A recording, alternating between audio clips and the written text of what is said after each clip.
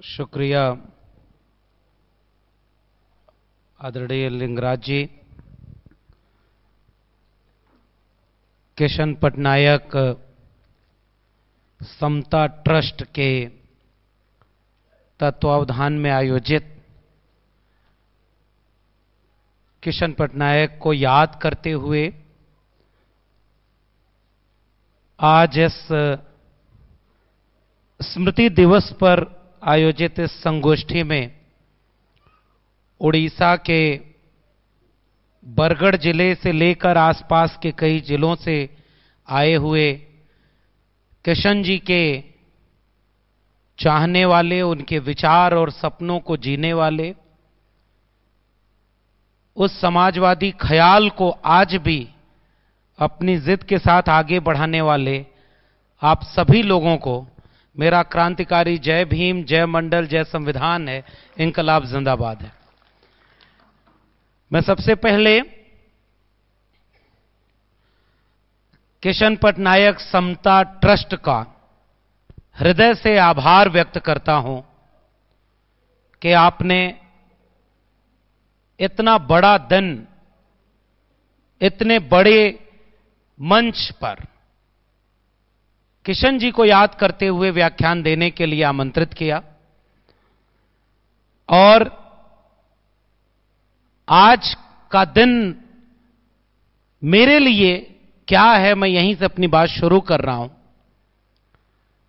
जैसे किसी बहुत विशाल वृक्ष में किसी टहनी के किनारे पर लगा कोई पत्ता अपनी जड़ को याद कर रहा है, वैचारिक जड़ों से जुड़ रहा है, मैं किशन जी को याद करते हुए वैसा ही महसूस कर रहा हूं। किशन जी से मेरा वास्ता, जैसा कि आदरणीय लिंगराज जी ने बताया भी, मेरे पिताजी के जरिए हुआ और अब तक के मेरे सामाजिक जीवन में आज का दिन इसलिए भी बहुत खास है कि मैंने बचपन में बहुत छोटा था, जब मैं 1996 का कोई महीना था, गर्मी के दिन थे, और किशन जी को एक कार्यक्रम के सिलसिले में आजमगढ़ आना हुआ था। पूर्वांचल का आजमगढ़ का वो एक छोटा सा गांव, जिले पर अपनी बैठक, अपना कार्यक्रम करने के बाद मेरे पिताजी के न्योते को स्वीकार करते हुए किशन जी हमारे घर आए, रात भर रुके। जितनी स्मृति मेरे पास है, मैंने एक तस्वीर लिंगराज दा को भेजी थी, फिर सोशल मीडिया पर शेयर भी किया कि मेरे लिए मेरे पिताजी के साथ आज की तस्वीर जो सबसे यादगार, सबसे भावुक करने वाली लगती है। अगर आप देख पा रहे होंगे तो किशन जी बैठे हुए हैं और उनके पास में मेरे पिताजी बैठे हुए हैं। इसलिए आज का दिन मेरे लिए बहुत भावुक करने वाला दिन है। तब मैं बहुत छोटा था, मुझे नहीं पता था कि ये कौन है। किशन जी के साथ उनके चाहने वाले कई लोग आए, फिर जब रात में रुके तब भी कई लोग थे। आसपास के लोग बैठ करके बहुत देर रात तक बातें करते रहे। मुझे कुछ याद नहीं है, केवल इतना याद है कि हां, कोई बहुत बड़ा शख्स था, लेकिन उसके बड़प्पन को मैंने इस तरह से नहीं नापा कि लाल नीली बत्ती की गाड़ियों का काफिला है, कोई भारी भरकम पुलिस की सुरक्षा है, या चाहने वालों का हुजूम जो जय जयकार लगा रहा हो। इसमें से कुछ भी नहीं था। किशन जी की शख्सियत में ही कुछ ऐसा था, इतनी सादगी, सहजता, सहृदयता, और ऐसा लगा कि सब उनसे बैठकर यूं बात कर रहे हों कि कोई बहुत बड़ा, कोई वाकई संत हो, बाकी लोग चुपचाप बस उसे सुन रहे हैं। हालांकि जब मैं 2025 में संत शब्द का प्रयोग कर रहा हूं तो मुझे पता है कि इसका कितना बड़ा जोखिम है कि एक से एक पाखंडी भी आजकल संत बने घूम रहे हैं। ऐसे विपरीत वक्त में भी सियासत में कोई वाकई अपने मिजाज, अपने विचार, अपने जीवन शैली में किसी मूल संतई को जीता हो। और जब मैं संत कह रहा हूं तो आदरणीय लिंगराज जी ने बताया कि मेरा हिंदी साहित्य पर, मैं उसी का विद्यार्थी रहा और भक्ति आंदोलन पर काम है। और आज भी मैं पूरे हजारों साल के भारत के इतिहास में जिस एक शख्स को सबसे ज्यादा शिद्दत से अपने नायक के तौर पर याद करता हूं, वो संत कबीर हैं। इसलिए मुझे संत कबीर के लिहाज के संत, जब मैं कह रहा हूं, योगेंद्र यादव जी पिताजी के साथी हुआ करते थे, पुराने लोग बैठे हैं, सब जानते होंगे। मेरे पिताजी जब बाद के दिनों में, जब मैं दिल्ली विश्वविद्यालय पहुंच गया, इलाहाबाद विश्वविद्यालय में पढ़ाई पूरी करने के बाद, और धीरे धीरे अपने समाज को, अपने संस्कृति को, विचारधारा को पढ़ना समझना शुरू किया, और जब जब मुझे लगा कि ये तो कोई बहुत बड़ी बात है जो हमारे सिलेबस में नहीं पढ़ाई जाती। जैसे किशन जी को मैं आते समय कई लोगों से पूछा, क्या किशन जी की याद में सरकारों ने कोई एक जगह भी बनाई, कोई एक प्रतिमा भी बनाई, कोई एक फेलोशिप चलाई? ऐसा कुछ नहीं है। मैं तो धन्यवाद देता हूं किशन पटनायक समता ट्रस्ट का और आप सब लोगों का जो अपने विचारों और ख्यालों में आज भी किशन जी को जिंदा रखे हुए हैं। इससे बड़ा सम्मान उनके लिए और कुछ नहीं। तो बाद के दिनों में जब मैं अपने पिताजी से ये समझदारी धीरे धीरे मैं भी सीख रहा था, तब मैं उनसे मिलता था। और आज भी मेरे पास मेरे पिता की डायरी है जिसमें वो उस जमाने में जो भी आंदोलन चलते थे, चाहे वो किसानों का आंदोलन हो, मजदूरों का आंदोलन हो, छात्रों नौजवानों का, हाशिए पर ढकेले गए लोगों का, अपने इलाके के मुसलमानों पर कोई अत्याचार हो, हालांकि तब विपरीत परिस्थितियों में भी उस तरह का माहौल नहीं था। वो वक्त वो नहीं था जब किसी के फ्रिज में क्या रखा है इसको देख करके कोई हत्या कर देगा। एक भीड़ आएगी और दाढ़ी टोपी देख करके आपको मार देगी। उस वक्त के बावजूद मेरे पिताजी के जो सबसे अच्छे मित्र थे उनका नाम था डॉक्टर वसूल हसन, और वो डॉक्टर वसूल हसन, डॉक्टर बीएन गौड़, बनारस से हमारे एक पिताजी के सबसे करीबी दोस्त थे अफलातून जी। वो लोग घर आया करते थे और हमारे घर वाले कोई समझ नहीं पाते थे कि ये लोग कौन सी बातें करते हैं। कभी कार्ल मार्क्स की बात करते थे, कभी भगत सिंह की जात के बारे में चर्चा होती थी, कभी डॉक्टर लोहिया की किसी किताब पर चर्चा होती थी, और कभी किशन पटनायक के विकल्पहीन नहीं है दुनिया जैसे सपनों को जीने के लिए उस छोटी सी बैठक में बातचीत होती थी। बाद के दिनों में मैं जब इसके बारे में किससे पूछता था पिताजी से, हालांकि मेरे पिताजी 2015 में फिर गुजर गए, नहीं रहे, और मुझे अफसोस है कि आज का दिन अगर वो होते तो मेरे अब तक की किसी बात पर शायद इतने खुश न हुए होते जितना आज के इस दिन खुश होते जब मैं किशन जी को याद करने यहां खड़ा हुआ हूं। कैफी आजमी ने लिखा है कि आत्मा मरती नहीं, रूप बदल लेती है, धड़कन जा छिपती है सीने की उस सीने में। कोई अगर होगा कोई आत्मा जैसी चीज, हालांकि मैं तो बहुत मानता नहीं ये सब, लेकिन जहां भी होंगे उन्हें खुशी होगी कि मैं उनके दिखाए रास्ते पर थोड़ी सी कोशिश कर रहा हूं चलने की, क्योंकि मैं जानता हूं कि चाहे वो किशन जी हों, चाहे मेरे पिताजी हों, वो लोग इतने ईमानदार थे अपने विचार और ख्याल को लेकर। वो केवल भाषणों में अच्छा बोलते नहीं थे, वो अपने जीवन में उसे उतारते थे। हम तो कोशिश कर रहे हैं कि उनसे थोड़ा बहुत कुछ सीख सकें। इसलिए मैं अपने पारिवारिक जुड़ाव से किशन जी को थोड़ा सा याद करना चाह रहा हूं। बाद के दिनों में हमने किशन जी को पढ़ना शुरू किया। जब पिताजी कई बार कहते थे कि तुम 2014 में एक आंदोलन हुआ था, और मैं बधाई दूं अपने विषय पर आने से पहले कि हमारे अमिया भाई ने, अमिया पांडव जी ने एक मिशन की तरह मेरी किताब प्रोफेसर की डायरी का उड़िया में अनुवाद किया। बहुत लंबे समय से, बहुत शिद्दत से मैं आपके बहाने मैं कोशिश करूंगा कि इस किताब की अहमियत क्या है और क्यों मैं इस किताब को याद कर रहा हूं। चाहे वो अपर्णा जी हों और विजय जी, उन दोनों को मेरा धन्यवाद आपके जरिए पहुंचे जिन्होंने अनुवाद किया है उड़िया में और प्रकाशित किया है। क्योंकि इस किताब के शुरुआती पन्नों में मैंने ये बात लिखी है कि एक किसान परिवार का, पहली पीढ़ी का एक बच्चा जिसके पूर्वज अधिकांशतः पुश्तैनी पेशे करते रहे, उनको शिक्षा का मौका नहीं मिल पाया। जब उनमें से किसी को, मेरे पिताजी कहा करते थे, इस किताब में अक्सर आपको मेरे पिताजी का अक्स दिखेगा कि हम जैसे लोग थोड़ी सी हिम्मत कर पा रहे हैं। लिंगराज जी ने कहा कि मैं 14 साल लगभग दिल्ली विश्वविद्यालय में असिस्टेंट प्रोफेसर था, एडहॉक बेसिस पर था।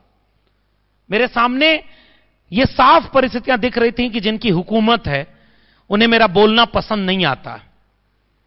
इसलिए मैंने अपनी किताब में लिखा है कि मेरे लहजे में जी हजूर न था और कोई मेरा कसूर न था। और जी हजूरी तो हमने अपने विचार में कभी सीखी ही नहीं। लेकिन उस समय केवल एक चीज मेरे पिताजी की याद आती थी कि कभी अपने विचारों से समझौता मत करना। एक ही नौकरी तो है, जाने कितने लोग बिना नौकरी के गुजारा कर रहे हैं। अगर एक नौकरी के लिए तुमने अपने उसूलों से समझौता कर लिया, रीढ़ बेच दी, तो फिर पता नहीं मैं आंख में आंख मिला भी पाऊंगा कि नहीं। और मैं यकीन दिलाऊं, अगर मैं अपनी नौकरी के लिए अपने विचारों समझौता करता तो आज किशन जी को याद करते हुए उनके मंच पर कभी खड़ा होने की हिम्मत नहीं कर पाता। आज मैं हिम्मत कर पा रहा हूं क्योंकि उन लोगों ने हमें यह सबक सिखाया है, और सिखाया है इस बात के लिए कि बेबाकी से अपनी बात कहना। क्योंकि लोगों ने सोचा था कि नौकरी से निकाल देंगे तो चुप हो जाएगा, डर जाएगा। हमने भी तय किया कि जुल्म के साये में लब खोलेगा कौन, और हम भी चुप रहे तो फिर बोलेगा कौन। और यही सिखाया उन लोगों ने जो बड़े कामयाब नेता नहीं हो पाए, लेकिन उसूलों से आज भी वो हमारे नायक हैं। इस किताब में मैंने वो बात शुरुआती पन्नों में दर्ज की है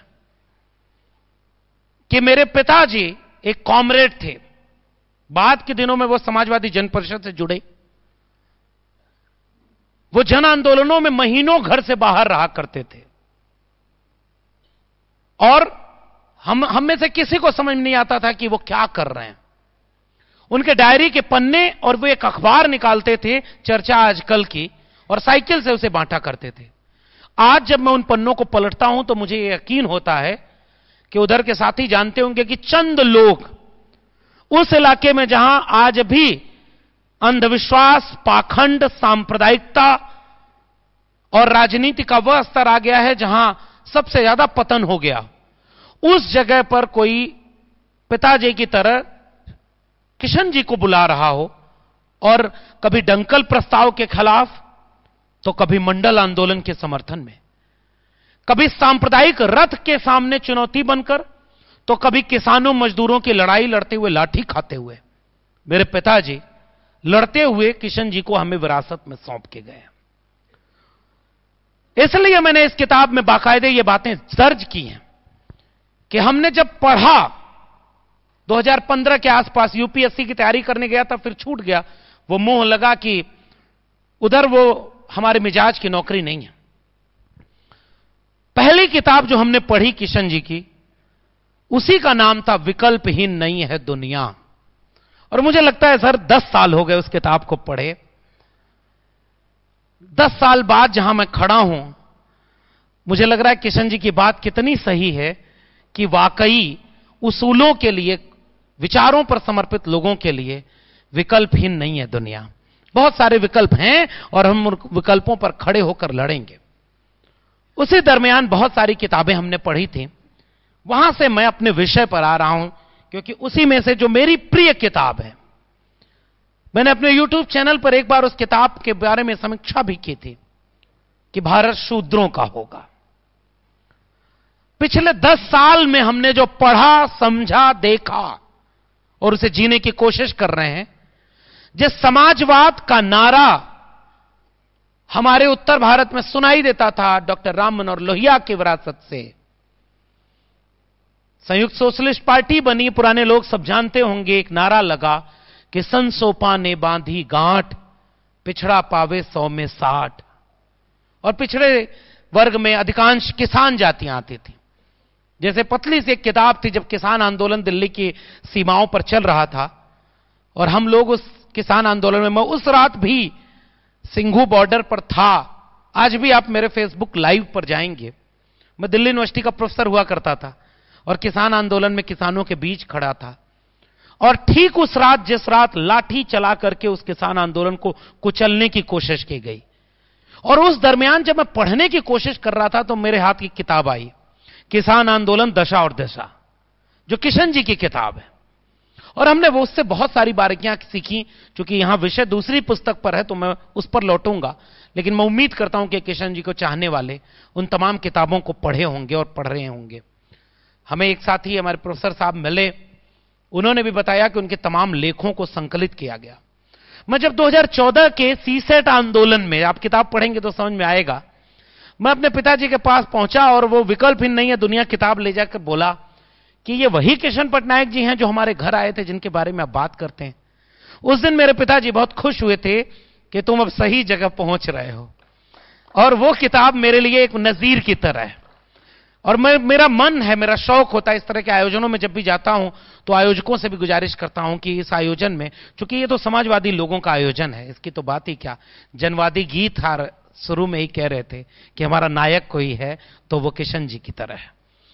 किताबों का स्टॉल जरूर हो, लोग किताब लेकर जाएं। हम सब बने हैं तो कलम और किताब से ही बने हैं, वो किताबें ही हमें यहां तक पहुंचाई हैं। और तब मैंने ये जब किताब पढ़ी कि भारत शूद्रों का होगा।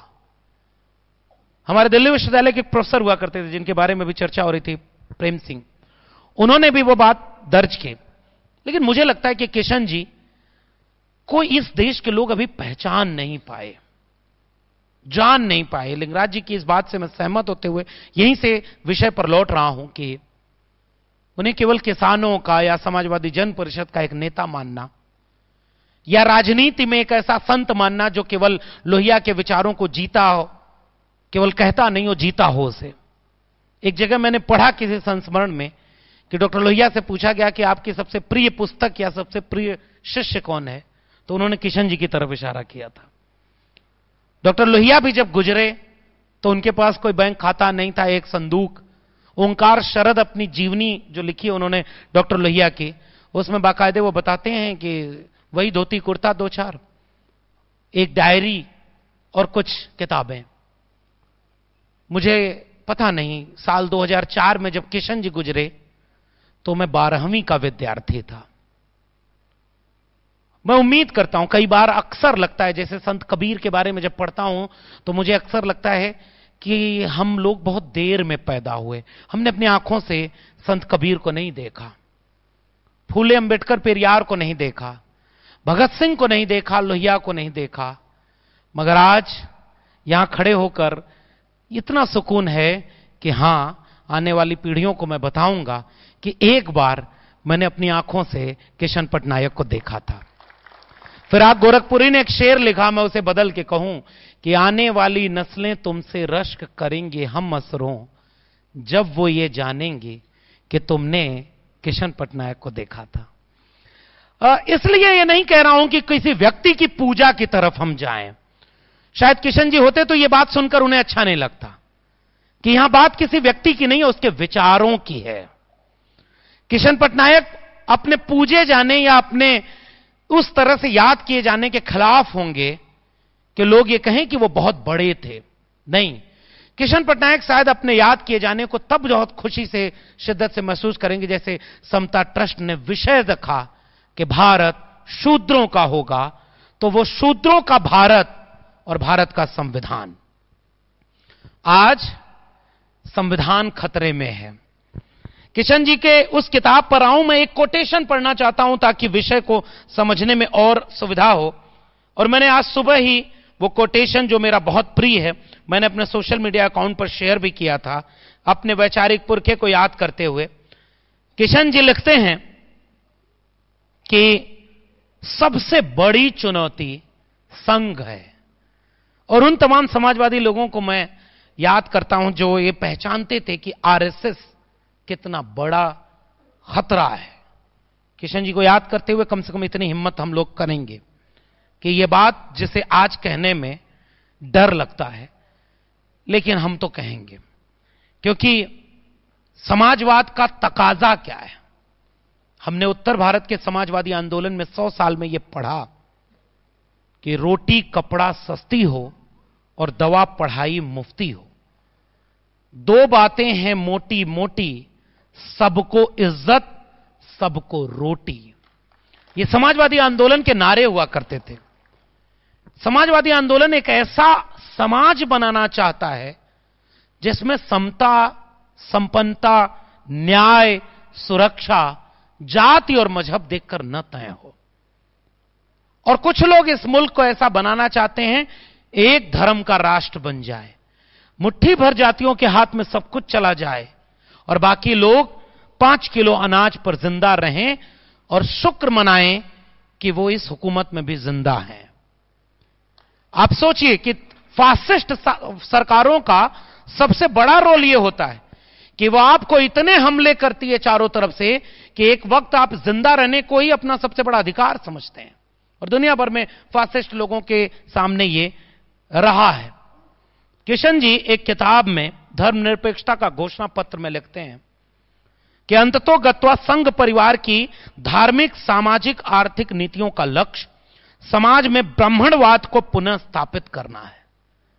मैं एक ऐसे विचारक को याद कर रहा हूं जिसके भाषा में, चिंतन में लाग लपेट नहीं था कि थोड़ा इधर भी थोड़ा उधर भी। बहुत सारे लोग समाजवादी बाद में नहीं वो उस रास्ते पर चल पाए और समाजवादी लोगों का एक बड़ा धड़ा तो आज उन्हीं लोगों के साथ गठबंधन में है जिन्होंने इस मुल्क को इतने खतरे में पहुंचा दिया है। किशन जी लिखते हैं कि ब्राह्मण, बनिया, राजपूत जातियों का एक स्वाभाविक आकर्षण इन नीतियों के प्रति होता है।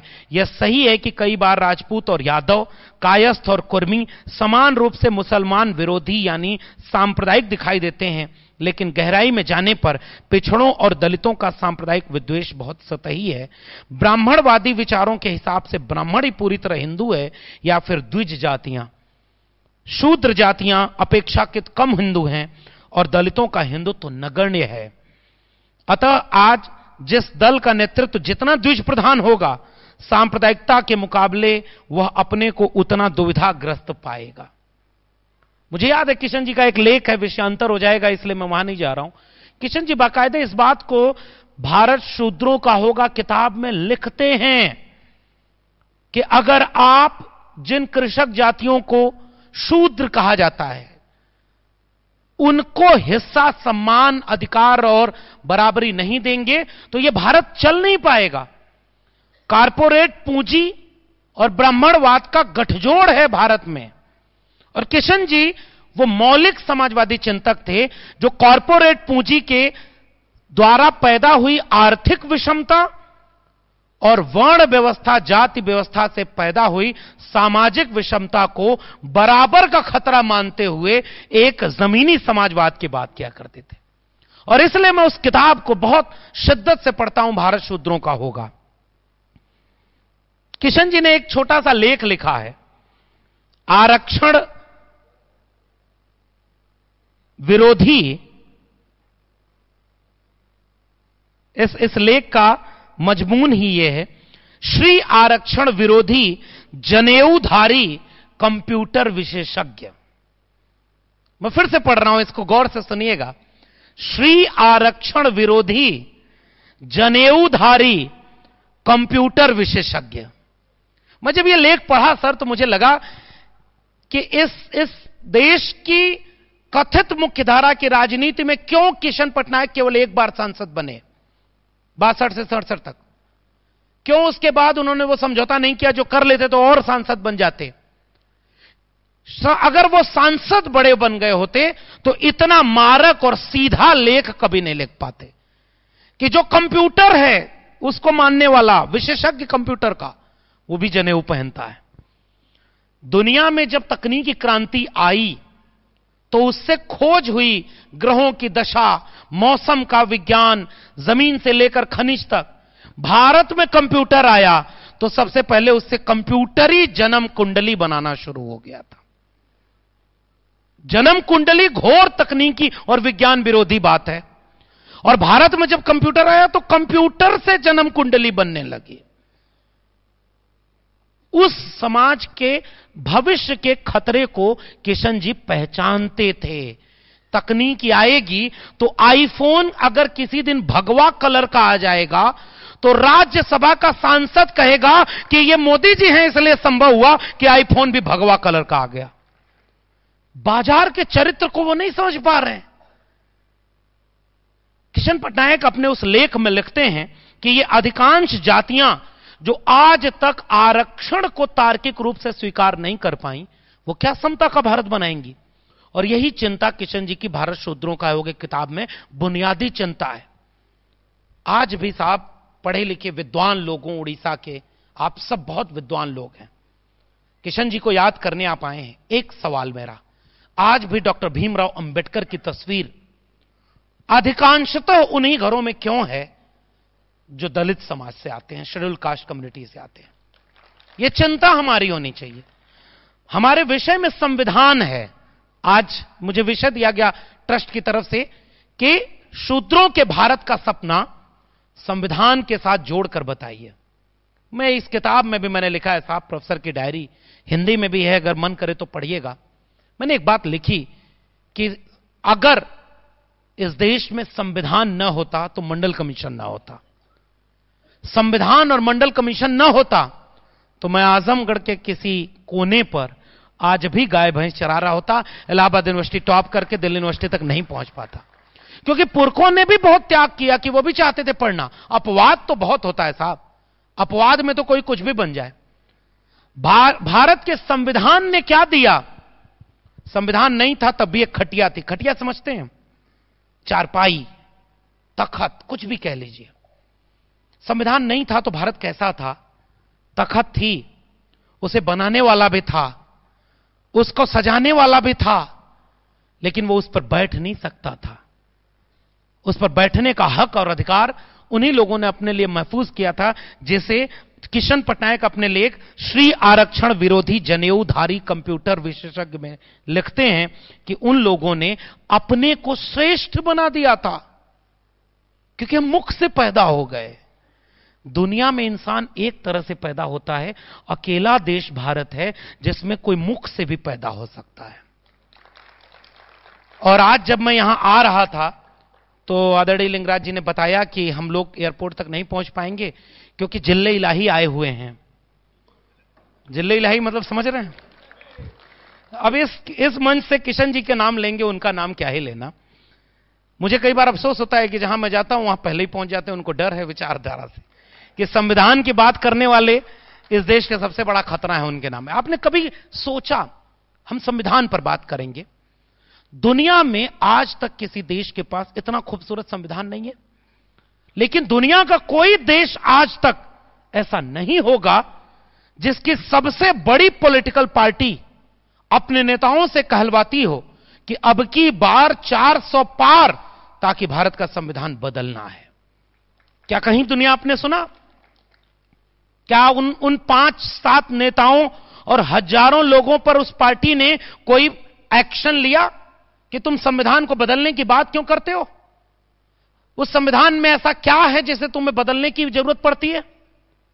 जब पॉलिटिकल लोगों से वो बयान नहीं दिलवा पाते और उन्हें समझ में आ गया कि संविधान बदलने का विमर्श करना बड़ा खतरनाक है, क्योंकि इस देश के SC, ST, OBC, किसान, कमेरा, मेहनत का सोशलिस्ट लोग एकजुट होकर के संविधान की हिफाजत में खड़े हो जाते हैं, तो जिले इलाही माथे से उसकी किताब पर झुक करके प्रणाम करते हैं। देखा आपने इस बार भी वसीम बरेलवी ने एक शेर लिखा है कि ये सारा जिस्म दबकर बोझ से दुहरा हुआ होगा, मैं सजदे में नहीं था, आपको धोखा हुआ होगा।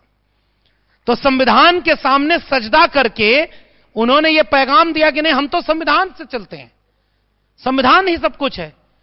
लेकिन अपने बाबाओं को, कथावाचकों को इस देश में छोड़ रखा है जो कहते हैं कि इस देश को हिंदू राष्ट्र बनाना है।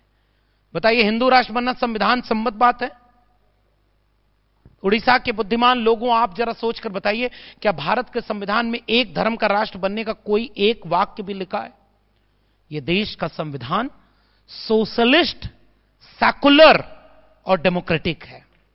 अब मैं आता हूं भारत शूद्रों का होगा किताब के कुछ रेफरेंसेस से, जिससे मैं यह समझाने की कोशिश करूं अपने को कि हिंदू राष्ट्र की बात करने के खिलाफ सबसे बड़ा आइकॉन जो खड़ा हुआ, 1940 में एक किताब लिखी, पाकिस्तान और द पार्टीशन ऑफ इंडिया। उस किताब में लिखा कि अगर हिंदू राष्ट्र हकीकत बनता है तो वो इस देश के लिए सबसे बड़ा अभिशाप होगा। हिंदू कुछ भी कह लें, हिंदू धर्म समानता विरोधी है, स्वतंत्रता विरोधी है, वो लोकतंत्र से मेल नहीं खाता है। इसलिए किसी भी कीमत पर इस देश को हिंदू राष्ट्र बनने से रोका जाना चाहिए। रेफरेंस दे रहा हूं ताकि कोई मुकदमा करने के लिए सोचे कि मैं बोल रहा हूं। उस किताब का नाम है पाकिस्तान और the partition of India, publishing date है 1940 और राइटर का नाम है डॉक्टर बाबा साहब भीमराव अंबेडकर, जिन्होंने यह चेतावनी इस देश को पहले ही दे दिया था। और आज इस देश में कहा जाता है कि संविधान बदलना है और किसी पर कार्रवाई नहीं हुई।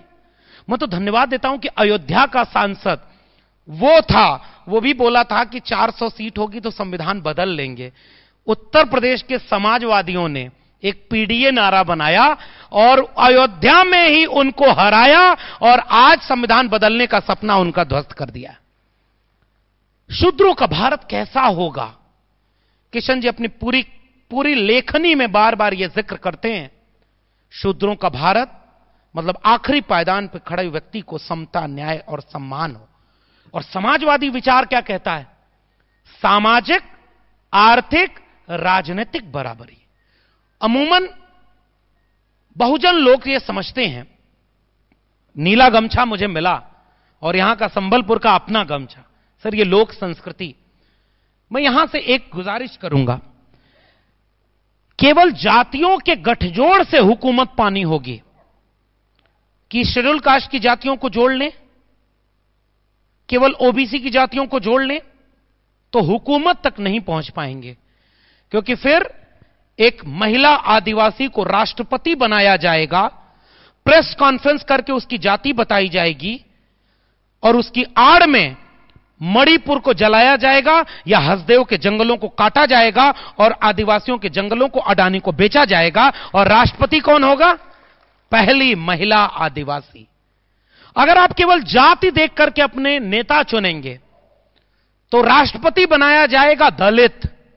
और यहीं जगन्नाथपुरी, इसी उड़ीसा में राष्ट्रपति से तो बड़ा पद कोई नहीं। और राष्ट्रपति जब वापस लौटे तो राष्ट्रपति भवन ने चिट्ठी लिख करके जगन्नाथपुरी के डीएम को कहा कि राष्ट्रपति के साथ जातिगत अपमान हुआ है। गूगल करके पढ़िएगा। इस देश में दलितों के ऊपर सबसे ज्यादा अन्याय जब किया गया तब इस देश के राष्ट्रपति दलित थे। इस देश के राष्ट्रपति जब मुसलमान थे तो गुजरात में क्या हुआ यह आप जानते हैं। इस देश के राष्ट्रपति यानी चेहरे आपको रबर स्टाम्प की तरह दिखाए गए। इसलिए बहुजन समाज से आए मेरे लोगों, शेड्यूल कास्ट, शेड्यूल ट्राइब और ओबीसी के लोगों, मुझे लग रहा है कि संविधान को बचाने के लिए जाति के आधार पर नेता मानने का अगर भ्रम और गलती हमसे होगी तो वो आरएसएस वाले सबसे ज्यादा हमारी जाति के लोगों को आजकल जगह दे रहे हैं। अगर उनको हम अपना मानेंगे तो विचारों से समझौता हो जाएगा। किशन जी अपनी किताब की प्रस्तावना की भूमिका में लिखते हैं कि भारत की वर्तमान सत्ता, भारत शूद्रों का होगा में भूमिका में ही किशन जी उसके प्रस्तावना वाले लेख में लिख रहे हैं, क्योंकि वो तो लेखों का संकलन, कि भारत की वर्तमान सत्ता सामाजिक असंतुलन से पैदा हुई विषमता को एड्रेस नहीं कर रही है और शोषितों की स्थिति। मुझे बड़ा अच्छा लगा किशन जी अपनी किताब में बार बार शोषित शब्द का इस्तेमाल करते हैं।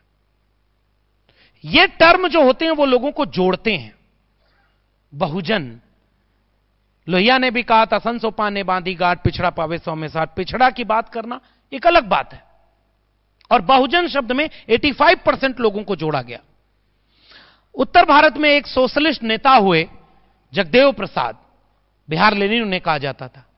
उन्होंने एक नारा दिया कि जैसे डॉक्टर लोहिया ने कहा था कि सन सोपा ने बांधी गांठ, पिछड़ा पावे 100 में 60, तो जगदेव बाबू ने कहा कि 100 में 90 शोषित हैं, शोषितों ने ललकारा है, धन धरती और राजपाट में 90 भाग हमारा है, 10 का शासन 90 पर अब नहीं चलेगा, नहीं चलेगा। यहां मैं उस समाजवाद की बात करता हूं जो किशन जी अपने किताब में बार बार कह रहे हैं कि शूद्रों का भारत कैसा होगा। जब जगदेव बाबू कह रहे थे कि धन धरती और राजपाट, संपत्ति का बंटवारा हो, आर्थिक गैर बराबरी इतनी ज्यादा। मैं एक रिपोर्ट अगर आपसे शेयर करूं, ज्यादा वक्त नहीं लूंगा, आप उसको अपने से पढ़ लेंगे, मिल जाएगी गूगल पे। मैं उसका क्रक्स बता रहा हूं। ऑक्सफैम की रिपोर्ट है 2022 की, 23 में पब्लिश हुई। इस देश की 1% पॉपुलेशन के पास 73% रिसोर्सेज यानी संसाधन का कब्जा है। 3% संसाधन 50% आबादी के पास है। ऑक्सफैम की रिपोर्ट ने जब उसको जनरलाइज करके डेटा एनालिसिस किया तो कहा कि 100% आबादी में 90% आबादी के पास 10% रिसोर्स है, और 10% आबादी के बाद 90% रिसोर्स है। आसान भाषा में तो कहें, 100 रोटी 100 खाने वाले, 10 रोटी पर 90 लोग गुजारा कर रहे हैं, और 90 रोटी केवल 10 आदमी खा रहा है। यह आर्थिक विषमता सामाजिक न्याय और समाजवादी विचार की सबसे बुनियादी दिक्कत है। किशन पटनायक जी अपनी किताब में यह लिखते हैं कि बाकायदे शूद्र वर्ग में आता कौन है? वे जातियां जिनको ऐतिहासिक रूप में शोषण और वंचना का शिकार बनाया गया, शिक्षा संसाधन सम्मान से वंचित किया गया।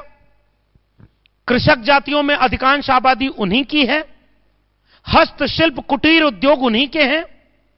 1990 में जब नव उदारवादी नीतियां आईं, मशीन आया, जिसके बारे में उन्होंने दूसरे लेख में लिखा, कंप्यूटर विशेषज्ञ श्री जनेऊधारी, कंप्यूटर भी चलाते हैं, जनेऊ भी पहनते हैं। आपको बताऊं उड़ीसा के लोगों, एक छोटा सा इतिहास। बिहार में 1933 में एक संगठन बना था जिसका नाम था त्रिवेणी संघ। शायद आप लोग अभी वाकिफ नहीं होंगे उससे। त्रिवेणी संघ जब बना तो 90% कमेरा लोगों की, शोषितों की बात करता था। उसने एक आंदोलन चलाया, पता है क्या? केवल द्विज ही जनेऊ क्यों पहनेगा? इस देश का वंचित भी जनेऊ पहनेगा। और जब जनेऊ पहन करके वो सड़क पर जाने लगे तो उन्हें द्विजों ने दौड़ा दौड़ा कर मारा और पीटा। तब जाकर के किशन जी अपनी किताब में बाकायदे ये लिखते हैं कि धर्म, संस्कृति और सामाजिक मान्यता, इन 3 चीजों के गठजोड़ ने द्विज जातियों के हाथ में पूरे भारत को सौंप दिया है। शूद्रों का भारत बनेगा कैसे? जब धर्म, संस्कृति, मिथक और मान्यता प्रणाली, इन 4 चीजों को अपने एक चैप्टर में बाकायदे जब वो इतिहास और वर्ण जाति व्यवस्था का उत्पत्ति बता रहे हैं किशन जी अपनी किताब में, तो बाकायदे ये बता रहे हैं कि वर्ण और जाति व्यवस्था की उत्पत्ति का मूल आधार सामाजिक वंचना था, लेकिन उसका बाई प्रोडक्ट क्या निकला कि वो आर्थिक वंचना से इस देश के गरीब जातियों को पैदा कर दिया। जैसे मैं एक बात कहता हूं कि इस देश का 3 नक्शा उठाइएगा। पहले नक्शे पर केवल जंगल, हरियाली, दूसरे नक्शे पर खनिज संसाधन, और तीसरे पर आदिवासी भरिए। जब तीनों नक्शों को आप एक जगह करेंगे तो पाएंगे कि तीनों नक्शे एक दूसरे पर ओवरलैप करते हैं। इसीलिए तो खनिज संसाधनों पर नजर है, तो आदिवासियों को बेदखल किया जाएगा कि तुम्हारा विकास हो रहा है, और विनाश होगा कि 10 लाख पेड़ अपने मित्र को जिल्ले इलाही 1 रुपए में 33 साल के लीज पर जमीन बांटेंगे, और 10 लाख पेड़ एक बार में काट दिए जाएंगे। किशन जी और उस समय का समाजवाद इस तरह के विकास का विरोधी था। किशन जी अपने इस किताब में बाकायदे यह समझाते हैं कि विकास के इस मॉडल से, नियोलिबरल पॉलिसी से उन जातियों तक तो कोई पहुंचा ही नहीं। अब जैसे इसी बात को मैं अपनी भाषा में कह रहा हूं, जो उस समय के समाजवाद की चिंता थी। 1990 में जब नौ उदारवादी नीतियां आई, बाजार खुला, एक जगह किशन जी बहुत शानदार बात लिखते हैं, भूमंडल और कमंडल को रोकने का काम मंडल और सामाजिक समीकरण कर सकता है। क्या गजब की बात किशन जी ने अपने बात में लिखी कि भूमंडल में भारत ग्लोबलाइजेशन में कंपीट कहां करेगा। अब तो भारत की स्थिति यह है कि एक व्यक्ति जब गुजरात का मुख्यमंत्री था तो भाषण देता था, रुपया ऐसे नहीं गिरता मित्रों, मैं सरकार में रहा हूं, मुझे पता है, दिल्ली की सरकार निकम्मी है इसलिए रुपए की कीमत डॉलर की तुलना में गिर गई, मुझे प्रधानमंत्री बना दो। और आज वो खुद प्रधानमंत्री बने, रुपया अब तक की सबसे ज्यादा गिरी हुई कीमत पर है, लगभग 89 रुपए एक डॉलर में हो गया है। तो वो वहां बैठ करके कहा करते थे, रुपए की कीमत गिरती है, प्रधानमंत्री का कद गिरता है। अब तो खैर जब नॉन बायोलॉजिकल कोई प्रधानमंत्री बन जाए तो फिर उसकी आलोचना ही क्या करेंगे। भाई कोई पैदा होगा तब तो उसका लोग पता नहीं कैसे उनका 17 सितंबर को जन्मदिन मना रहे थे। जो अवतार लेता है उसका कोई हैप्पी बर्थडे कैसे मना सकता है, उसकी आलोचना भी कैसे हो सकती है। वो तो अवतार लिए हैं, खुद ही बोलते हैं। किशन जी ने अपने बाकायदे चिंतन में यह बात कही, और भारत शूद्रों के लिए होगा, उसमें भी किशन जी की मूल चिंता यह है कि आर्थिक विषमता एक ऐसे समाज का निर्माण करेगी जिसमें 90 के बाद जब मशीन आया, मशीनीकरण आया, कंप्यूटर आया, तकनीकी आई, तो हाथ से श्रम करने वाले पेशे खत्म हो गए। बहुत गहरी बात वो कहते हैं। हाथ से मेहनत करके जो हस्तशिल्प, कुटीर उद्योग, छोटे छोटे पेशे, शिल्पकार जातियां थी, हस्तशिल्प की जातियां थी, वो काम तो मशीन करने लगी, और मशीन आई तो उसमें रोजगार उन्हें मिला नहीं। तो भयानक बेरोजगारी जो बढ़ी वो शूद्र जातियों में बढ़ी, और आर्थिक विषमता आज यहां खड़ी हो गई कि ऑक्सफैम की रिपोर्ट कहती है कि 90 लोग 10 रोटी पर गुजारा कर रहे हैं। भारत शूद्रों का कैसे होगा। उन शूद्रों को जिले इलाई ने 5 किलो अनाज मुफ्त में रेवड़ी की तरफ बांट दिया है। हालांकि रेवड़ी नहीं कहते, वो दूसरे को रेवड़ी कहते हैं। मैं जानना चाहता हूं कि भारत का संविधान मुझे यह जानने की इजाजत देता है कि वो जो 80 करोड़ लोग 5 किलो अनाज पर जी रहे हैं वे कौन लोग हैं। ये जानना, जैसे ही आप ये एक्सरे करेंगे वैसे ही आपको खुल के सामने आ जाएगा। जब किशन जी अपनी किताब में बाकायदे लिखते हैं कि जाति व्यवस्था की उत्पत्ति ही आर्थिक संसाधनों पर नियंत्रण और सामाजिक वर्चस्व के लिए हुई थी, और बाकायदे उन्होंने इसका उदाहरण दिया कि शूद्र वर्ग में रखे गए जातियों के लोग कौन हैं। किशन जी उस बात का जवाब देते हुए कहते हैं कि धर्म, संस्कृति और सामाजिक मान्यता से वर्ण और जाति व्यवस्था को स्थापित किया गया। अब मैं उसको एग्जाम्पल अपनी भाषा में देता हूं। किशन जी ने उसको बाकायदे कहा था कि मिथक बनाए जाते हैं, और मिथक में अलग अलग तरह की कहानियां बना दी जाती हैं, और उन कहानियों से मान्यताएं चलती हैं, और धीरे धीरे वो मान्यताएं बार बार आपकी आंखों के सामने दिखती हैं, तो आपको लगता है कि यही सच है। जब तक गैलीलियो दूरबीन नहीं बनाया था तब तक सबको लगता था कि सूर्य केंद्रित ब्रह्मांड है, पृथ्वी केंद्रित है, सूर्य चारों तरफ घूम रहा है। अब जब बन गया, आजकल तो ऐसे इस वक्त में हम बात कर रहे हैं, देश का सांसद कहता है कि पहला अंतरिक्ष यात्री कौन। जरा जोर से बोलना आप लोग। मैं तो वैसे ही बहुत विवादित व्यक्ति हूं, 4-5 मुकदमे तो वैसे ही मेरे ऊपर हो चुके हैं, लेकिन मैं देखना चाहता हूं उड़ीसा के लोग अपडेट हैं कि नहीं। पहला अंतरिक्ष यात्री कौन, समझ गए, बस मैं नाम नहीं लेने की जरूरत है। क्या तुम अपने बच्चों को किताब में यह पढ़ाओगे। मान लो पहला अंतरिक्ष यात्री तुम्हारा एक मिथक हो गया। हमारे हिंदी में एक कविता लिखी एक कवि ने कि जब हनुमान जी, मतलब सूरज हो धरती से कई गुना बड़ा, तो हनुमान जी के घोंट के कहां रहना खड़ा।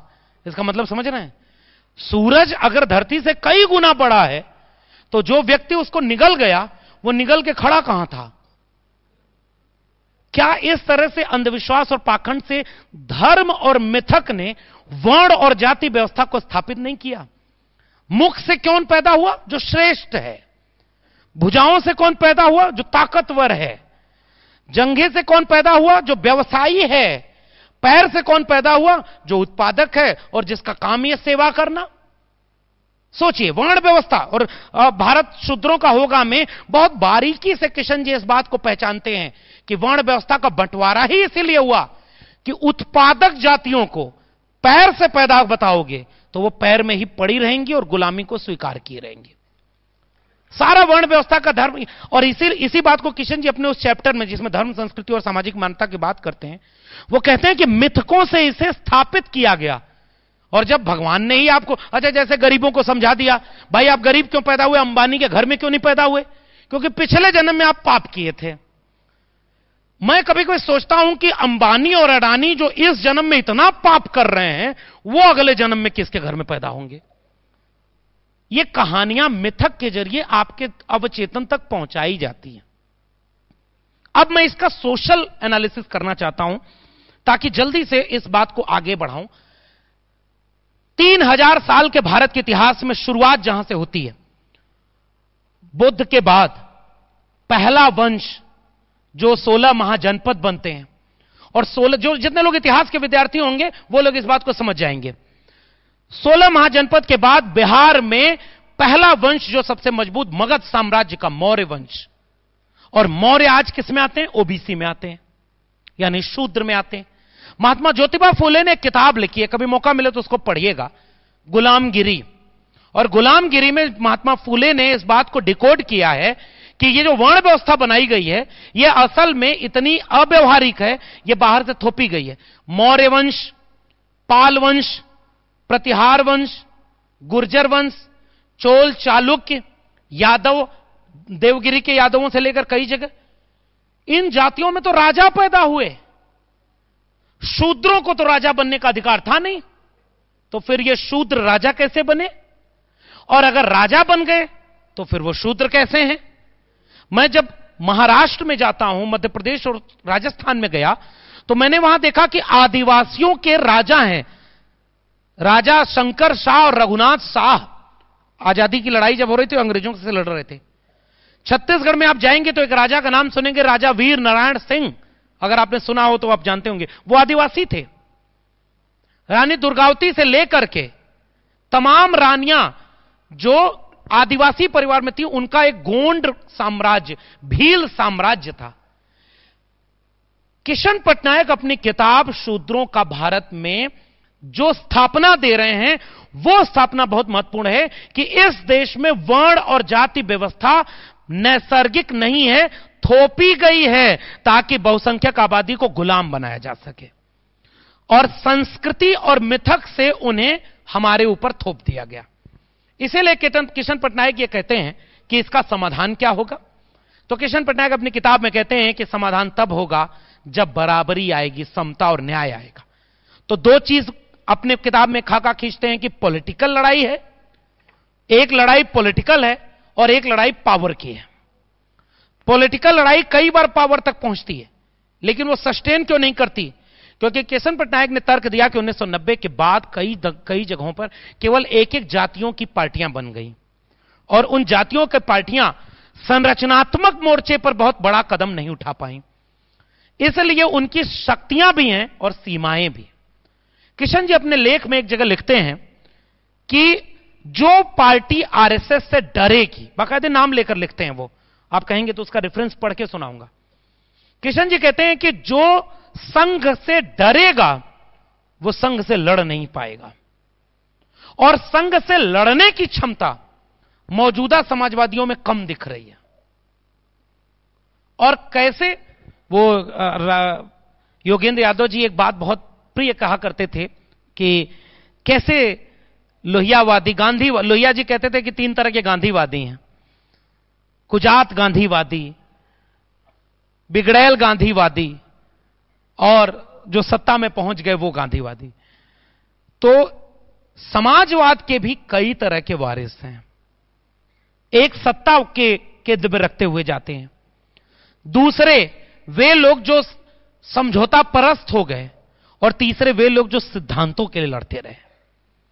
किशन जी उस सिद्धांतों के लिए लड़ते हुए अपनी किताब में आगे शक्ति और जाति के संतुलन पर बात करते हैं कि जातियों की संरचना ही ऐसी बनी है कि शक्ति का संकेंद्रण द्विज जातियों के हाथ में आ गया।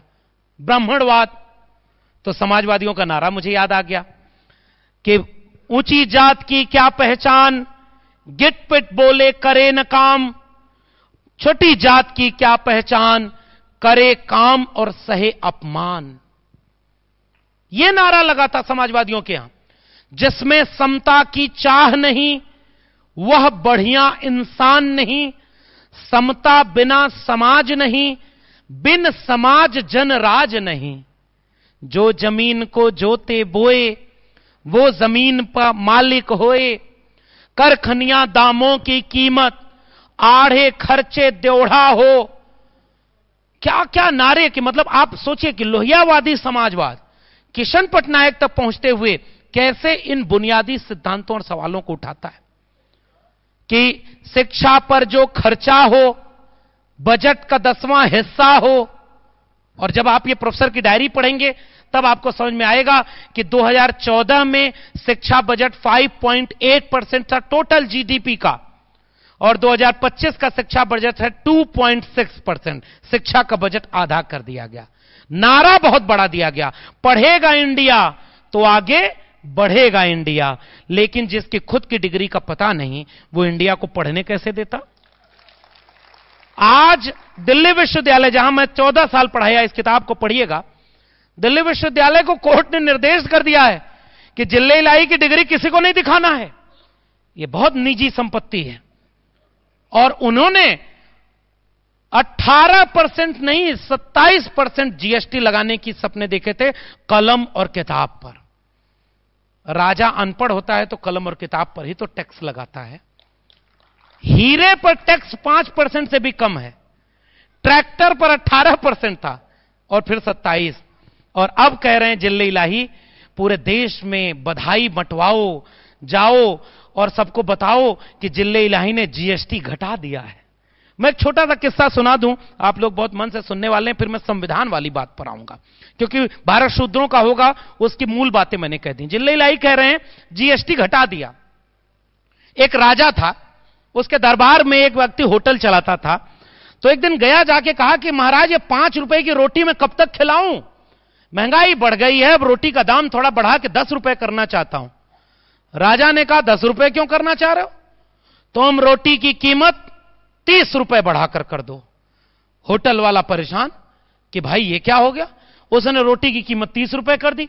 जनता हाहाकार मचाने लगी, हाय आपके राज में कितना जुल्म हो रहा, रोटी की कीमत 5 रुपए से बढ़कर के 30 रुपए हो गई। अब आंदोलन होने लगा और सब लोग सड़क पर उतर गए, पूरे जनता में आक्रोश। राजा ने देखा कि अब यह सही समय है। फिर एक दिन राजा रात को 8 बजे देश के सामने लाइव आता है और कहता है कि अब से जीएसटी आधा कर दी जा रही है, अब रोटी 30 रुपए में नहीं 15 रुपए में बिकेगी। पूरी जनता जय जयकार मचाने लगती है। देश का राजा कैसा हो, जिले इलाही जैसा हो। होटल वाला जब राजा के पास पहुंचा तो कहा हुजूर यह कैसी राजनीति, मैं तो 5 रुपए से बढ़ाकर 10 रुपए ही करना चाह रहा था। उन्होंने कहा नहीं तू 10 क्या करता, ले अब 15 रुपया कर दिया। जनता खुश की रोटी का दाम आधा हो गया, होटल वाला खुश की रोटी का दाम 3 गुना हो गया। सब कंफ्यूज हैं कि जिले इलाही वाकई नॉन बायोलॉजिकल हैं क्या कि जीएसटी का दाम घटा दिया। 8 साल आप लूट रहे हो देश को। इसलिए गैर बराबरी की बात जब ये कहते हैं किशन जी, तो अपने किताब के आखिरी में कुछ सलूशन देते हैं। उस पूरे निचोड़ आप निकालेंगे, नेतृत्व, संगठन और आंदोलन। किशन जी कहते हैं कि नेतृत्व ईमानदार हो, विचारधारा से स्पष्ट हो, संगठन मजबूत हो और आंदोलन जमीनी स्तर पर जनता को जोड़ने वाला हो। आदरणीय लिंगराज जी जब ये बात मुझसे कह रहे थे और मैंने बहुत पहले से यह सुना भी, किशन जी एक कामयाब चुनाव जीतने वाले नेता नहीं हुए। किशन जी एक समाजवाद की पाठशाला की तरह ऐसे गुरु, ऐसे शिक्षक हुए कि जिन्होंने पूरे देश में समाजवादियों में नेता पैदा किया। और आज भी उनके चाहने और जानने वाले लोग ये कहते हैं कि उन्होंने जाने कितने लोगों को नेतृत्व क्षमता दी। तो भारत शूद्रों का कैसे होगा, जब भारत के शूद्रों को यह बताया जाएगा कि संविधान क्या है। अब मैं आखिरी में संविधान की बात करके अपनी बात खत्म करूंगा। हम संविधान की बात उस वक्त कर रहे हैं साथियों, जिस वक्त इस देश की सबसे बड़ी सरकार कह रही है, उसके नेता कहते हैं कि इस देश के संविधान से सोशलिस्ट और सेकुलर शब्द को हटा देना चाहिए। अब सोचिए, वो चाहते हैं कि इस देश का संविधान या देश कम्युनल हो जाए, सेकुलर न रहे, सोशलिस्ट न रहे, ताकि दो दोस्त जो हैं उनकी पूंजी में पूरा देश उनके जेब में कैसे भरा जाए। आपको याद होगा उड़ीसा के लोगों, अभी तो उड़ीसा में भी उन्हीं की सरकार है। ये हमारे अमिया भाव बैठे हुए हैं। जिस दिन से सरकार बनी, आदिवासियों पर अलग हमला, मुसलमानों पर अलग हमला, पिछड़ों पर अलग हमला। ये लिंगराज जी हैं, रास्ते भर हम लोग यही बात करते रहे कि इस पूरे इलाके में, जब बरगढ़ के इलाके में किशन जी रहने लगे थे, तो पूरे इलाके के किसान आंदोलन को कैसे संगठित करना चाहते थे। किसानों की एकता संविधान से बनी। ये तमाम लोग इस तरह से संगठित होते हैं तो संविधान की ताकत से होते हैं, और संविधान की ताकत यह कहती है कि यह देश सेकुलर और सोशलिस्ट डेमोक्रेटिक होगा। अब एक गहरी बात मैं बताऊं, आप लोग जितने लोग हैं वो जानते होंगे, कुछ मूर्खों को यह भ्रम है कि बाद की एक सरकार ने प्रेम्बल में सोशलिस्ट और सेकुलर शब्द बाद में जोड़ा था। असल में वो इस देश के संविधान को पढ़े ही नहीं कि बाबा साहब डॉक्टर अंबेडकर ने जितने भी अनुच्छेद बनाए, उनकी मूल प्रकृति ही सोशलिस्ट और सेकुलर है। अगर जितने मूल अधिकार हैं, उन मूल अधिकारों को पढ़ लीजिए। समाजवादी भारत का सपना इस देश के मूल अधिकारों में बाबा साहब की अगुवाई में संविधान सभा के लोगों ने ऑलरेडी बना दिया है। धर्म के उपासना की स्वतंत्रता से लेकर हर अनुच्छेद में लिखा हुआ है, लेकिन उनको लगता है कि सोशलिस्ट और सेकुलर शब्द हटा देंगे तो प्रस्तावना बदल जाएगी। मुझे याद आ रहा है एक किस्सा, आखिरी के मुझे लग रहा है 10 मिनट में मैं अपनी बात खत्म कर दूंगा। उस किस्से में संविधान सभा की बहस चल रही थी। जवाहरलाल नेहरू ने, मतलब अभी मैं आ रहा था तो वो हीराकुंड डैम पर हम लोग थोड़ी देर के लिए रुके, और लिंगराज जी ने बताया कि नेहरू जी कहा करते थे कि ये नए भारत के मंदिर हैं। लेकिन नेहरू जी सच्चे सनातनी हिंदू नहीं थे। वो डैम बनाते रह गए, IIT IIM बनाते रह गए, DU JNU और इस तरह की यूनिवर्सिटी बनाते रह गए। अपनी मूर्ति नहीं बनाई और अपने स्टेडियम का नाम नहीं रखा। बाद में लोगों ने लिखा उनके नाम पर बहुत कुछ, लेकिन वो अच्छे नहीं थे। मुझे याद आ रहा है सर, एक दो किस्सा है, समाजवादियों से ज्यादा बेहतर इस किस्से से कौन जुड़ेगा। डॉक्टर राम मनोहर लोहिया की एक किताब है जो आप सब ने पढ़ी होगी, the guilty man of partition, Bharat विभाजन के गुनहगार। उस किताब में डॉक्टर लोहिया ने जवाहरलाल नेहरू के भीतर भी क्या दिक्कत थी इसको रेखांकित किया है। लोहिया कितने बड़े समाजवादी विचारक थे।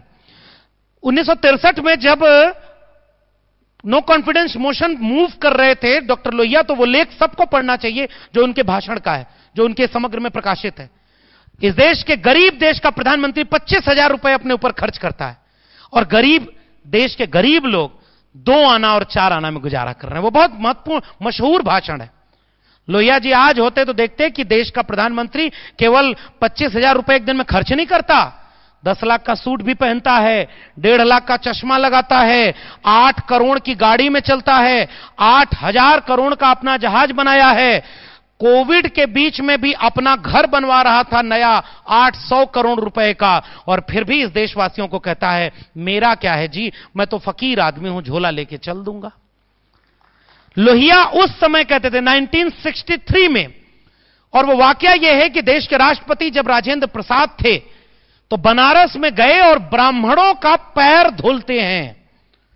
डॉक्टर लोहिया जवाहरलाल नेहरू को चिट्ठी लिखते हैं कि यह आपके राज में ठीक नहीं हो रहा। देश का संवैधानिक सबसे सर्वोच्च पद पर बैठा व्यक्ति इस देश में ब्राह्मणवाद को जी रहा है कि आप किसी को मान रहे हो कि श्रेष्ठ है, उसका पैर भी धोकर के पीना चाहिए। तो नेहरू जी ने इसकी मजम्मत की, उसके खिलाफत की, चिट्ठी लिखा। 2 प्रकरण आए थे, एक तो बनारस में पैर धुलने वाला, और दूसरा प्रकरण आपको याद होगा सोमनाथ मंदिर का जीर्णोद्धार फिर से कराया गया था और प्रधानमंत्री और राष्ट्रपति दोनों को बुलाया गया था। नेहरू नहीं गए दोनों जगह कि मैं एक चुने हुई जनता का प्रतिनिधि हूं, मैं एक धर्म के कार्यक्रम में नहीं जा सकता।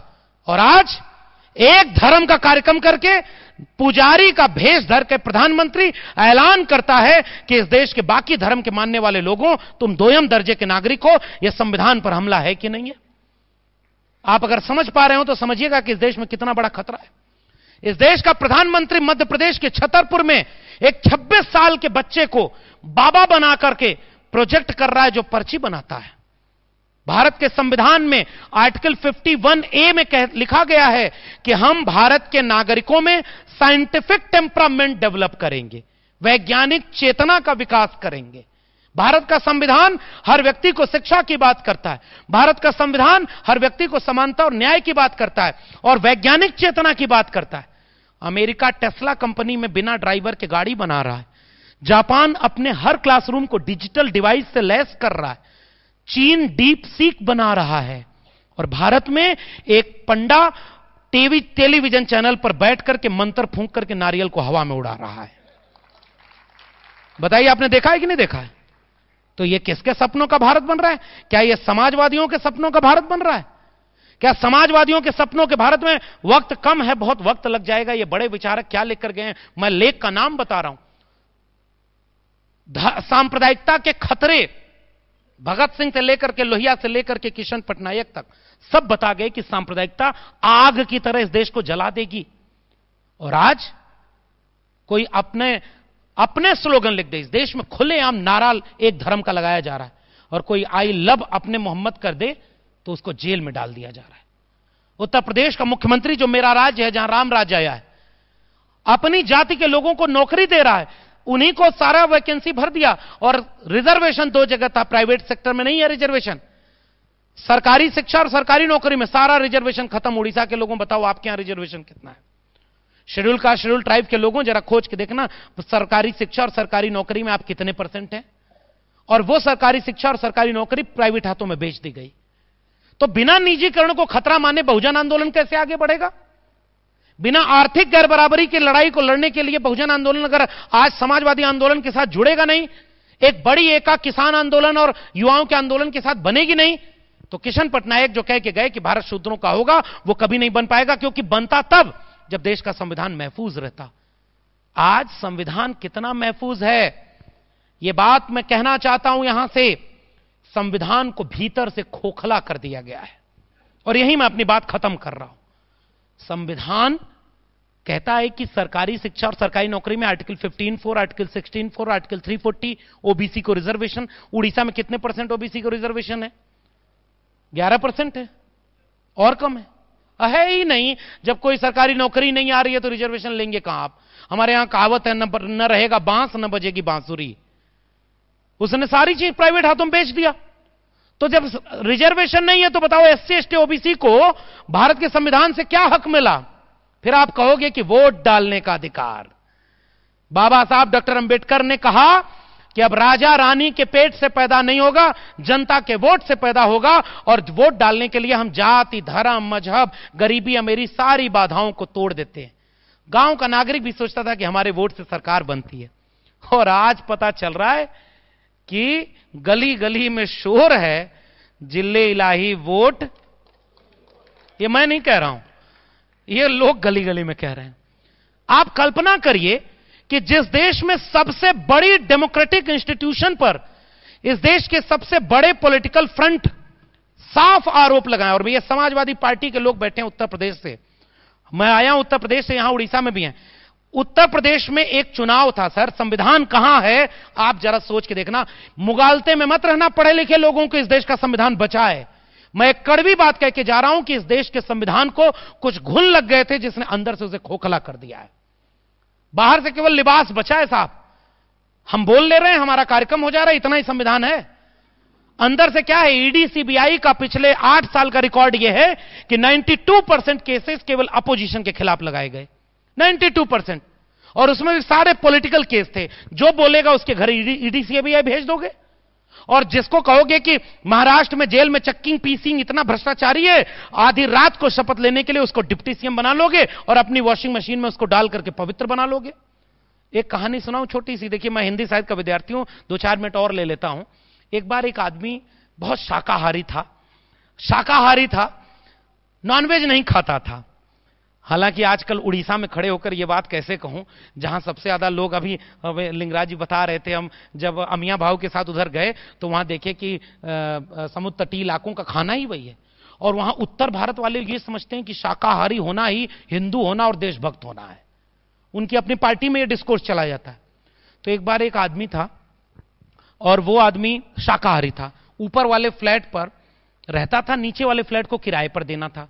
एक आदमी को किराए पर दे दिया और शर्त रखा था कि तुम नॉनवेज नहीं खाओगे। कुछ दिन रहा, उससे रहा नहीं गया, नीचे वाले ने एक दिन बनाना शुरू किया। तो उसका जो मसाला था, आप समझ रहे ना, हिंदी समझ रहे ना, उसका जब मसाला ऊपर गया तो ऊपर वाले को लगा कि यार ये तो नॉनवेज बना रहा है। दौड़ के आया तो देखा कि वो फ्राई कर रहा था, डीप फ्राई, मसाला भुना जा रहा था। अरे वो कहा ये तो भ्रष्ट कर दिया, तुमने इतना बड़ा पाप कर दिया, मैंने बोला था ये मत करना, और देखो क्या होगा। मोहल्ला पूरा जुट गया और उस आदमी से कहा अब क्या होगा। तो कहा कि अरे ये तो गड़बड़ हो गया, ये तो मुसलमान है। तो उसने कहा कि अच्छा एक तरीका है, क्योंकि पैसा तो चाहिए ना। उसने एक जल लिया, कौन सा जल लिया आप समझ जाएंगे, बहुत नाम नहीं लूंगा, समझदार को इशारा काफी, और जल छिड़कते हुए बोला कि जा, तू पैदा तो मुसलमान हुआ था लेकिन आज से हिंदू हो गया, अब तू खा कोई बात नहीं है, लेकिन नॉनवेज नहीं बनेगा, शुद्ध कर दिया मैंने। अगले दिन फिर वही मसाले की स्मेल आई। मकान मालिक दौड़ के किचन में पहुंचा तो पता चला कि वैसे ही एक जल लेकर के वो किचन में बोल रहा है कि जा, तू पैदा तो चिकन हुआ था लेकिन आज से आलू हुआ। ये इस देश में हो रहा है साहब, ये मजाक की बात नहीं है, बहुत गंभीर बात है। ये पाखंडियों को टीवी पर कौन बैठा रहा है? आप चाहते होंगे, हम लोग पढ़े लिख करके यहां तक पहुंचे, किताब की बात कर रहे हैं, और आपके देश को पूरा अंधविश्वास में झोंका जा रहा है। मजहब के नाम पर बाहर जाकर डिबेट कर लीजिए, तलवारें खिंच जाएंगी, और कोई अब सुनने को तैयार नहीं है। और ऐसा अंधविश्वास का माहौल, फिर संविधान बचा कहां है? संविधान कहता है कि वैज्ञानिक चेतना का विकास करेंगे, और यहीं छत्तीसगढ़ में एक बाबा घूमता है, कहता है एक लोटा जल सभी समस्याओं का हल। वो क्या कर रहा है? वो आप सोचिए ना, ये क्या आप एजुकेशन में मेरे दिल्ली विश्वविद्यालय में साहब, मैं तो प्रोफेसर था, प्रोफेसर की डायरी मन करे तो पढ़िएगा, मैं 14 साल रहा और मैंने देखा, एक फैक्ट और बताऊं, आज किशन जी होते तो क्या देखकर इस भारत को सोचते। दिल्ली विश्वविद्यालय का एक डिग्री कॉलेज है, लक्ष्मीबाई कॉलेज, नाम लेके बोल रहा हूं, लक्ष्मीबाई कॉलेज के प्रिंसिपल अपने क्लासरूम में गाय का गोबर लीप रही थी और कह रही थी कि जब एयर कंडीशन नहीं होगा तो गाय के गोबर से हमें कंडीशनिंग मिलेगी, हमारा रूम ठंडा हो जाएगा। गूगल करके अभी पढ़िएगा। क्या यह भारत के संविधान की दिशा में हम जा रहे हैं? आपने पूरे देश को कम्युनल बना दिया। हिंदुओं उत्तर प्रदेश में कांवड़ यात्रा करेंगे तो आपको हेलीकॉप्टर से सरकार फूल बरसाएगी, और शिक्षा मांगने के लिए एक आंदोलन कर दीजिए, पुलिस लाठी बरसाएगी। हमारे उत्तर प्रदेश में 8 साल से टीचर भर्ती नहीं आई, 45 साल में बेरोजगारी सबसे ज्यादा हो गई। नौजवान बेरोजगार उत्तराखंड में आंदोलन कर रहे हैं कि 15 घंटे हम लाइब्रेरी में पढ़ाई करते हैं और तुम 15-15 लाख में पूरा पेपर बेच दे रहे हो। उड़ीसा में आप लोग को क्या यहां पर पेपर बिकता है कि नहीं बिकता है? वैकेंसी आ रही है, आपके बच्चों को नौकरी मिल रही है। फिर संविधान कहां बचा है? संविधान इस देश को एक वैज्ञानिक चेतना वाला देश बनाना चाहता है, और इस देश के कुछ लोग जो आरएसएस के सपनों का भारत बनाना चाहते हैं, उनसे इस देश के संविधान को खतरा है। मैंने लगभग अपना 1 घंटा पूरा कर लिया है। मैं आखिरी में कुछ बातें निचोड़ के रूप में आपसे कह के जा रहा हूं। किशन जी या उस पीढ़ी के समाजवादी, मैं एक और निवेदन करूं, नौजवान यहां कम संख्या में है, लेकिन जितने नौजवान आए हैं मैं उनको संबोधित कर रहा हूं। मैंने जब पढ़ा किशन जी को, मेरे लिए भी आसान विकल्प है किसी ऐसी पॉलिटिकल पार्टी से जुड़ करके कहीं पहुंच जाना, लेकिन मैं जब किशन जी के बारे में देख रहा था तो पता चला कि किशन जी को ऑफर किया गया था कि केवल आप सिंबल ले लीजिए, आप सदन पहुंच जाएंगे, आप राज्यपाल बन जाइए। किशन जी ने कहा कि यह पद मायने नहीं रखते, काम मायने रखता है। समाजवादियों की एक संस्था है जिसने 100 साल पूरे होने के बाद बंबई में एक कार्यक्रम मुंबई में किया था, तो किशन जी की साथी रही वाणी जी उस कार्यक्रम में आई थी, भुवनेश्वर में वो रहती हैं। उनसे रास्ते भर में जब कार्यक्रम में जा रहा था तो यही पूछता रहा कि आपकी अपनी सबसे खूबसूरत याद किशन जी को लेकर क्या है। मैं एक निवेदन और करूंगा, जितने भी उनके साथ के लोग हैं, उन लोगों के पास जितनी यादें हैं किशन जी से जुड़ी, उसको लिखिएगा कहीं। जिन लोगों ने लिखा है मैं उनको बधाई देता हूं। हमारे एक समाजवादी चिंतक हैं अरविंद मोहन, उन्होंने बहुत सारी ये किताब भी उन्होंने संपादित की है। और अरविंद मोहन जी से मैं मिला और मैंने बाकायदे यह निवेदन किया था कि सर उस पीढ़ी के विचार नई पीढ़ी में नहीं जा पा रहे हैं। मैं कोशिश करना चाहता हूं कि किशन जी के विचार नई पीढ़ी में पहुंचे, वरना 6 साल सोनम वांगचुक लद्दाख के लिए आंदोलन करेंगे और 6 मिनट में किसी से आग लगवा दी जाएगी और सोनम वांगचुक को जेल में डाल दिया जाएगा। मैं यहां से उस बात की निंदा करता हूं। उत्तराखंड में आंदोलन हो रहा है पेपर लीक के खिलाफ, मणिपुर जल रहा है मजहबी और इस तरह के फसाद के सामने, दक्षिण भारत में अलग तनाव है। आप पूरे देश को कहां ले जाना चाहते हैं? जिस समय इस देश में शिक्षा, रोजगार पर बात होनी चाहिए, समाजवादी मूल्यों पर बात होनी चाहिए, और उस समय यह देश सांप्रदायिकता की आग में जलाया जा रहा है। मैं ये बात कहते हुए अपनी बात को खत्म करूंगा कि किशन जी कह गए कि विकल्पहीन नहीं है दुनिया। मैं भी निराश नहीं हूं। हमारे पुरखे, वैचारिक पुरखे जिस विकल्प की बात करते थे वो विचारधारा है। बहुजन समाज से आए मेरे लोगों, शेड्यूल कास्ट, शेड्यूल ट्राइब और ओबीसी समाज से आए लोगों, न्यूनतम सहमति पर अधिकतम एकजुटता बनाने का वक्त है। यानी 10 में 5 बातें अगर किसी से मेल नहीं खाती हैं, लेकिन 10 में 5 जगह अगर हम एकजुट हैं कि देश चलेगा तो संविधान से चलेगा, और संविधान से चलेगा तो सेकुलर होगा, सोशलिस्ट होगा और सबको बराबरी का हक दिलाएगा, हम सब बराबरी से रहेंगे। जाति जनगणना जैसा मुद्दा हमारा मुद्दा होगा कि जिसकी जितनी संख्या भारी उसकी उतनी हिस्सेदारी। लेकिन मैं इस नारे में एक और चीज जोड़ के जा रहा हूं कि जिसकी जितनी संख्या भारी उसकी उतनी जिम्मेदारी। जिसकी आबादी ज्यादा है उसकी जिम्मेदारी भी ज्यादा है। यह भारत ज्वालामुखी के मुहाने पर खड़ा है। पता नहीं यह बात से आप सहमत होंगे कि नहीं होंगे। मुझे यह लगता है शिक्षा को बर्बाद करना, मेरी किताब लगातार यह चिंता करती है। साहब, उड़ीसा के घने जंगलों में जो गांव हैं जाकर देखिएगा, वहां तो स्कूल भी नहीं है, अस्पताल भी नहीं है, पढ़ाई, कमाई, दवाई, सिंचाई की बात ही नहीं कोई करने वाला है। इसलिए मैं चाहता हूं एक ऐसा भारत बने जो शूद्रों का भारत हो। तो शूद्रों के भारत में जाति देख करके शूद्र नहीं, जमात देख करके शूद्र कहेंगे हम कि जितने भी शोषित, वंचित, किसान, कमेरा जातियां हैं वो सब शूद्र हैं। और उनके भारत में शिक्षा होगी, रोजगार होगा, सम्मान होगा और सब बराबर कम मिलकर के बैठेंगे। कोई मध्य प्रदेश के आदिवासी पर कोई अहंकार जाति में किसी के ऊपर पेशाब नहीं करेगा, किसी की दाढ़ी टोपी देख करके लिंचिंग नहीं होगी, तो किसी गरीब कमजोर की जमीन बिना उसकी मर्जी से छीनी नहीं जाएगी। एक ऐसा भारत बनाने के लिए न्यूनतम सहमति पर अधिकतम एकजुटता का वक्त है। तमाम कम्युनिस्ट लोग, सोशलिस्ट लोग और अंबेडकराइट लोग, हम सबको एक होने की जरूरत है। और एक करने की किताब का नाम है भारत का संविधान। उस संविधान की किताब से और दूसरा कोई रास्ता एक होने का नहीं है। और शिक्षा, चूंकि मैं शिक्षा से ही कलम किताब से यहां पहुंचा हूं, वक्त की ये जरूरत समझ लो, बिन पढ़े अब गुजारा नहीं है। वक्त की ये जरूरत समझ लो, बिन पढ़े अब गुजारा नहीं है। न कोई साथी और न हुकूमत, कोई भी अब तुम्हारा नहीं है। तुम पढ़ो और पढ़कर लिखो सब, वरना तारीख बदली मिलेगी। अब कलम और कागज से बढ़कर दूसरा कोई चारा नहीं है। इसलिए हम कलम बचाएंगे। हम हर हाथ में कलम देखना चाहते हैं। प्रोफेसर की डायरी मैंने एक कोशिश की थी कि कलम और किताब, इसका पहला वाक्य जब आप पढ़ेंगे तो मैं यही लिखा हूं, कलम और किताब बचेगा तो हम पढ़ लेंगे। और पढ़ा हुआ व्यक्ति विचार खोजेगा। विचारवान व्यक्ति मूर्ख नहीं बनेगा। विचारवान व्यक्ति को अंधविश्वासी नहीं बनाया जा सकता। विचारवान व्यक्ति को दंगाई नहीं बनाया जा सकता। विचारवान व्यक्ति को और नेताओं की रैली में शामिल करके उसको अपने मूल मकसद से भटकाया नहीं जा सकता। इसलिए केंद्र में विचार हो।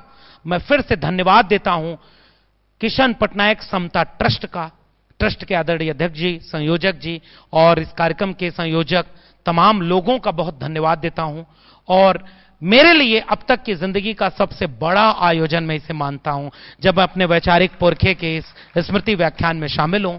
मुझे नहीं पता कि मेरी बातों से आपका ज्ञानवर्धन कितना हुआ, लेकिन मैं ये उम्मीद करता हूं कि केवल एक हौसला और हिम्मत आपसे लेकर जा रहा हूं। वक्त बहुत विपरीत है। जिन धाराओं में आतंकियों और चोरों को जेल में होना चाहिए, उन्हीं धाराओं में इस देश के लड़ने और बोलने वाले जेल में डाले जा रहे हैं। बुलडोजर चलाया जा रहा है। आपकी मेरी जान, मैं तो कहता हूं मेरे पास हर महीने कितने फोन ऐसे आते हैं जिसमें साफ कहा जाता है कहीं मिलोगे तो निपटा देंगे। मुझे डर लगता है, मुझे डर लगता है कि मैं जो काम कर रहा हूं, मैं बाबा साहब अंबेडकर, डॉक्टर लोहिया, बिना डरे भाजपा और आरएसएस के सपनों के भारत के खिलाफ अंबेडकर, फूले, लोहिया और कांशीराम से लेकर के किशन पटनायक के उस समाजवाद और सामाजिक न्याय के भारत की हिफाजत करने की बात कर रहा हूं। इस बात को करने में आज जोखिम है, लेकिन मैं चाहता हूं कि ये जोखिम हम नहीं उठाएंगे तो कौन उठाएगा। अगर हमारी पीढ़ी के पिछले लोग जोखिम ना उठाते तो हम यहां नहीं पहुंच पाते, हम भटक चुके होते। मेरे पिताजी अगर मेरे घर में किशन जी को नहीं लाए होते तो मैं जान ही नहीं पाता कि किशन पटनायक कौन है। और आज इस देश के सिलेबस में हर एक जगह पर मेरा बस चलेगा कभी, तो मैं ये गुजारिश करके जा रहा हूं कि दो काम जरूर हो अगर मौका मिले समाजवादियों को। तो पहला कि किशन पटनायक जी के बारे में इस देश के प्राइमरी एजुकेशन के सिलेबस में पढ़ाया जाए, और दूसरा किशन जी के नाम पर फेलोशिप दी जाए ताकि हायर एजुकेशन में बच्चे आगे पढ़ें और समाजवादी विचार को पढ़ें और जिएं। इसलिए पिछली पीढ़ी संघर्ष करती है, तब इस पीढ़ी को थोड़ा सा मौका मिला, लेकिन हम अगर संघर्ष नहीं कर पाए तो आने वाली पीढ़ी हमें माफ नहीं करेगी, क्योंकि हमारे सामने सबसे बड़ी चुनौतियां हैं। अगर यह संविधान हम नहीं बचा पाए, अगर यह देश हिंदू राष्ट्र बन गया, अगर यह देश अंधविश्वासियों और पाखंडियों के हाथ चला गया, अगर यह देश चंद पूंजीपतियों के हाथों गुलाम बन गया, तो फिर अगली बार कुछ दिन बाद किशन पटनायक को याद करने के लिए इस कार्यक्रम की परमिशन ही नहीं मिलेगी कि आप इस कार्यक्रम को कर पाएं। इसलिए एक बड़ी लड़ाई है, और बड़ी लड़ाई हमेशा न्यूनतम सहमति पर बड़ी एका बनाने की है। जब किसान आंदोलन चले तो हम सड़कों पर थे ये कहने कि छात्रों को किसानों का साथ देना चाहिए। जब दलित लड़ रहे हो तो ओबीसी समाज के लोगों दलितों का साथ देना। जब आदिवासी कहीं जल जंगल जमीन बचाने लड़े तो एससी, एसटी, ओबीसी और किसानों आप आदिवासियों के साथ खड़े होना। और जब इस देश के संविधान बचाने की लड़ाई आए तो हम सब बाहों में बाहें डालकर अपनी असहमति को भुलाकर, अपनी नाक को छोटी करके, दिल को बड़ा करके एक बड़ी एका बनाएं, ताकि किशन पटनायक के सपनों के भारत को बना सकें, लोहिया और अंबेडकर के सपनों के भारत को बना सकें। अगर हम ये ना बना पाए तो आने वाली पीढ़ियों की नजर में हम दोषी होंगे। वो पीढ़ियां पूछेंगी तो मैं कम से कम गर्व से कहूंगा कि शिक्षा बचाने की बात अपनी किताब में लिख गया था, नौकरी बचाने की बजाय संविधान बचाने को मैंने चुना था, और नौकरी कुर्बान करके जान जोखिम में लेकर पूरे भारत में घूमते हुए दंगाइयों और सांप्रदायिक लोगों के खिलाफ खड़ा था, और बाबा साहब के संविधान की हिफाजत के लिए हर एक लोगों को जागरूक करने और जोड़ने की अपील कर रहा था। इसी उम्मीद के साथ मैं आपसे विदा लेता हूं। मैं आपसे मिले सम्मान को, इस सभागार से मिले हौसले को वापस लेकर लौटूंगा, तो और हिम्मत से लौटूंगा, ताकि अपने उन पुरखों के विचारों का भारत बना सकूं। पूरे आयोजन ट्रस्ट का मैं आभारी हूं कि आपने इतना बड़ा मौका मेरे लिए दिया है। बहुत बहुत धन्यवाद।